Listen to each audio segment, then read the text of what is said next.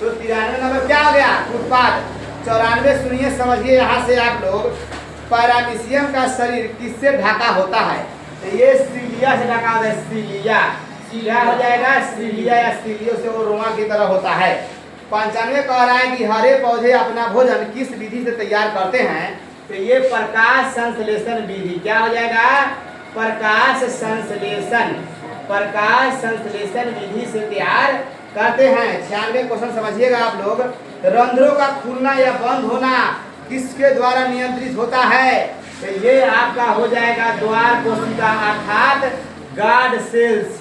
क्या हो जाएगा भाई? द्वार कोशिका के द्वारा होता है। ध्यान रखिए बच्चे लोग, द्वार कोशिका के द्वारा नियंत्रित होता है। अगला आता है कि प्रकाश संश्लेषण की क्रिया में उप उत्पाद अर्थात बाय प्रोडक्ट के रूप में क्या बनता है? तो ये बनता है आपका ऑक्सीजन बनता है। क्या बनता है? ऑक्सीजन बनता है। फिर सुनिएगा आप लोग, 98 नंबर क्वेश्चन है कि तिलचट्टा के श्वसन अंग का नाम क्या है? यह एक प्रकार का स्थलीय कीट है और स्थलीय कीट जो होते हैं ट्रैकिया सांस लेते हैं। तो इसमें आपका ट्रैकिया लिखे, चाहे हिंदी में आप लोग श्वास नली लिख सकते हैं। ठीक है। 99 अंतिम क्वेश्चन आपका समझिए। 99 नंबर, शाकाहारी तथा मांसाहारी जंतु में पूछा जा रहा है कि किसके छोटी आंत की लंबाई बड़ी होती है या अधिक होती है? तो ध्यान दीजिएगा, जो शाकाहारी जीव होते हैं ना उसके छोटी आंत की लंबाई क्या होती है?